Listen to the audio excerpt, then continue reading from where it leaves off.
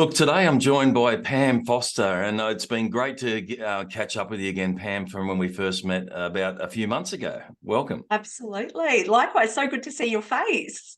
You too. It's always a pleasure. And look, Pam and I organised a catch up after we first met because we got along really well, and we found that we had a lot in common, and I really enjoyed hearing Pam's story. And Pam is actually an expert resume writer.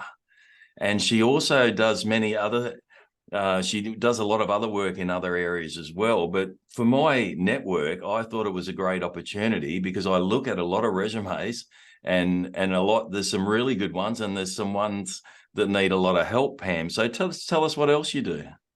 Yeah, so I, other than telling the amazing stories about the humans I meet, I also offer LinkedIn profile writing. I do interview coaching and help people transition into new careers. So often have number of people that are coming to me that'll be getting to that 40 plus mark where they're questioning, what am I going to do? I'm over the thing I've been doing for the last couple of years, so what's that next step look like? So really fortunate to be able to work with people and help celebrate their story and make that next step in their career.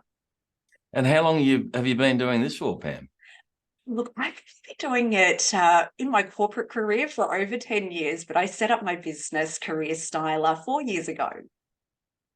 That's a great story. And look, a few of those key areas you mentioned there are just so important. And I know when I started my business nearly 5 years ago, I had, it was a real challenge to go, well, yeah, what with LinkedIn? I mean, yeah, what do I put on there and what do I write? And it's a real challenge for a lot of people. And I think that having someone like yourself that can help, business professionals or individuals to be able to really have a great story is really important. So, and is that a lot of your work with the LinkedIn component?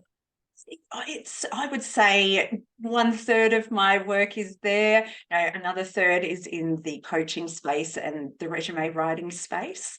But ultimately, it's all about how do we make that heart-to-heart connection with people, no matter what platform we're sharing our story from.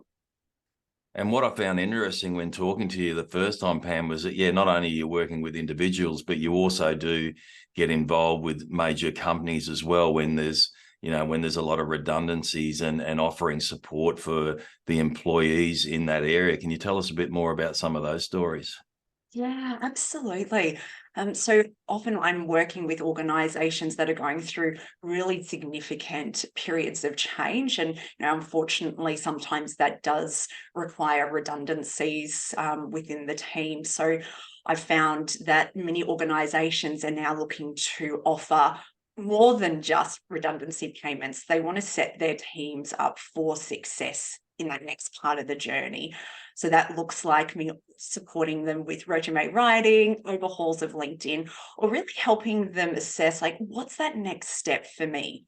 Because often when those redundancies come around, we're left in this position going, what do I want to do with my life? What's next? Do I Absolutely. still want to do that thing I've been doing for the last couple of years? Yeah, and do you get and obviously I've had some big changes in my career as well in the past, like most people. And do you find it's that sort of aha moment where people go, actually, you know what, I really don't think what I was doing was actually the right job for me? Yeah, absolutely. Like just in the last 12 months, there's been some incredible transformation stories. Like recently, I was working with a lady who had a phenomenal career in health and safety. But there was always something missing for her, and that was actually a love for animals. And part of the career transition process was helping her uncover what really lit her up and what were the steps to move more in alignment with that. She's now retrained completely, and she's a vet nurse with Green Cross. So yeah, That's it's amazing really just to inspiring. I see. love that. Yeah, Yeah, my daughter loves animals, and she would have loved to have done that job. So I think it's really good that but you must have some pretty tough discussions as well. I mean, with some of these people that have lost their job. I mean that, and it is happening at the moment. It's tough. Not to say everything happens for a reason. Sometimes it does, But yeah, that must be hard for you. Look, I mean, and you, I'm sure that you would handle it very well, being, you know, of your past experience and the way you present yourself. So yeah, it must be tough. It is. And, I think sometimes the toughest conversations are for the managers or the leaders in the business or the HR managers that need to share that decision with people that, they've formed these really strong relationships with in the workplace. So when I come in, it's, really coming in with a very open heart and mind, and guiding people through that process, because it really is so emotional. Sometimes not given much notice, and some redundancies are made immediately. So there's that Oh yeah. emotional Mhm. cycle that you've got to move through. Absolutely. So just and I mean, we do recruitment and we see a lot of resumes, and look, yeah, there's some good ones and there's some pretty bad ones as well. And I suppose incorporating the fact that most of us are so busy these days. I mean, we don't have time. It's a very skim sort of reading time. I mean, what would be, say, some key areas that you feel is good to when you are helping write a good resume? Because look, for me, I'd rather see a really nice, short, sharp. I don't want to see, a 3 to 4 page or a 5 page resume. So, what would be some key areas you think would be worth investing that, someone's time in? Yeah, absolutely. And I think you're spot on. How do you communicate the story as quickly and as powerfully as possible? So I always recommend, if you can, get that resume down to 2 pages. There are some really critical areas, and the first part is around that summary, or the elevator pitch that sits at the top of the resume. It can be very easy to go in there and say, I'm a top sales gun, or, I'm a reliable hard worker.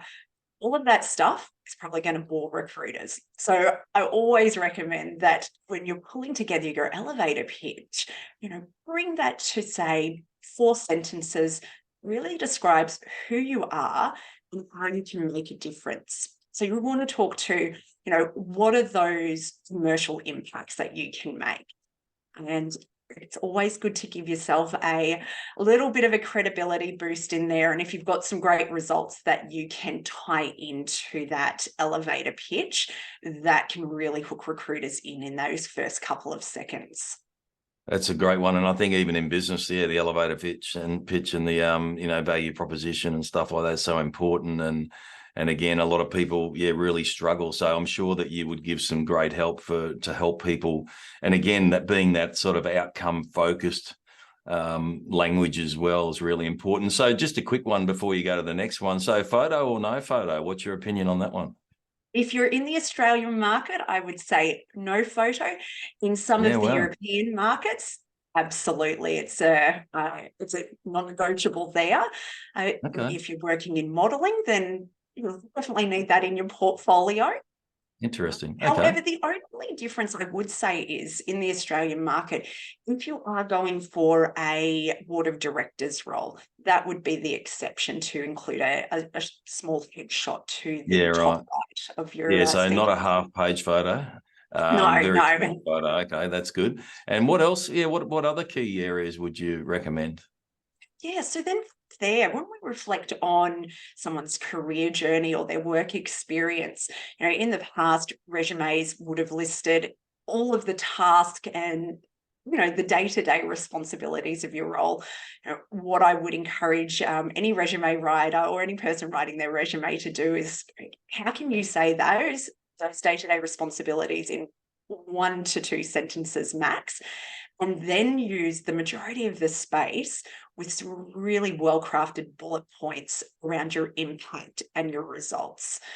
Really need to quantify how you've made a difference. So it's not enough to say that, I generated a significant boost in sales. Get into the nitty-gritty around, well, what kind of percentage boost was that? What was the key component that led to that result? And that just helps tell a very different story.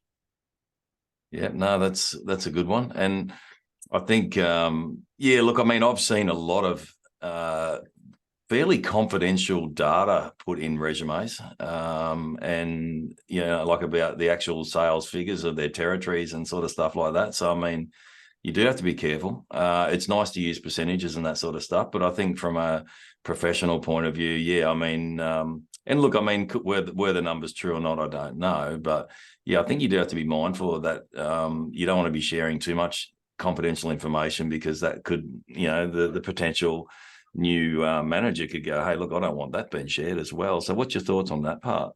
Yeah. Part of this will be around, like you said, the confidentiality side of things is important. Yeah, So go back, look at those employment contracts before you're writing the resume. absolutely. Yeah. Yeah. And, No. with such growth can be a safer way to communicate your impact than necessarily giving the bottom line Okay. dollars. Yeah. And so for me as well, like, would you recommend that people put the actual reference people, or do they just say subject or available on request? What would be your recommendation there? Yeah, unless you're applying for a government role where it specifically asks for that in the job advertisement, let's say leave it off. Use that precious 1 or 2 pages to talk more around your results and your impact, or calling out any qualifications that might be relevant for the role, as well as making sure that you've got an area of expertise section somewhere within the resume. And this is really important here, particularly if you are applying for roles on job boards. You want to keyword optimize your resume. So having a little look at that job advert, looking for the keyword frequencies there. So if people are using words like leadership versus in management in that area of expertise section, make sure you get those keywords in there. Yeah, right. Okay. So is there anything else that you would recommend or suggest, our network can leverage off to make sure they've got the best, resume in the pack? Yeah, another thing to consider is around personal branding tagline, something that's really short and memorable and sums up how you make a difference. And you could add that tagline to the top of the resume. And again, it's all just about how do I hook people in as quickly as possible so that they can see the value I've got to offer. Yeah, no, that's great advice. I actually quite like that. I was talking to someone the other day, and yeah, because I think if you've seen now, like sometimes when people are on social media or whatever, they'll have the company name, then their name, and it's actually quite effective. But and then when they go to the next company, it's like, oh well, such and such is, I'm now such and such at this company. So I think having that personal brand is definitely a great way to go, because yeah, social media has definitely most certainly become a great branding platform for professionals to be able to say, hey, this is who I am, and this is what I stand for, and these are the benefits that I bring to the table. I think it's becoming a lot more common now. Yeah, absolutely. Talking of social media, one thing that I believe is underutilized, particularly say with LinkedIn, is how do we, for job seekers, how are they building those relationships with recruiters and hiring managers? And LinkedIn's the perfect place. And there's so many wonderful options to start building that relationship just through direct messaging, whether that is, sending an introductory video to the recruiter when you've spotted a role of interest, or even just sending a voice note. It just helps to personalize that and really start to build rapport with recruiters and hiring managers. No, I agree with you there. That's for sure. So, would there be so if someone wanted to get in contact with you, how do you sort of start your process when you're working with companies or professionals?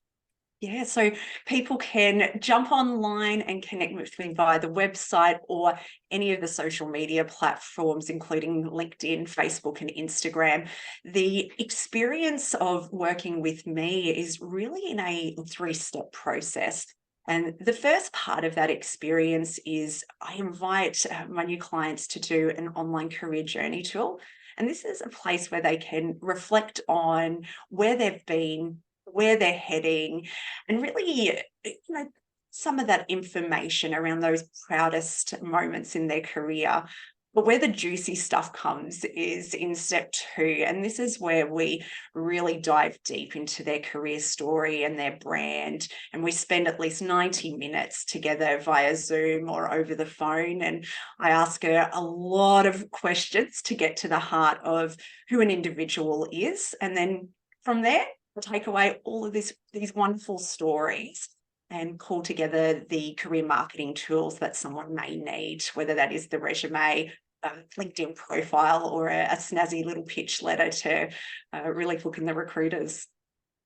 That's fantastic work, and again, such an important area. I think it's definitely would highly recommend anyone in our network to contact Pam and have a discussion. Yeah, it's just there's so much value in what you do, and I do really appreciate you sparing some time today and coming on and having a chat with us about how you help everyone. Thank you. Oh, thank you so much. And it's always wonderful to see your face, and the amazing work that you're doing in the community as well is it's making a huge difference. And thanks so much for all that you're doing. I appreciate it, Pam. Have a great day. Thank you. You too.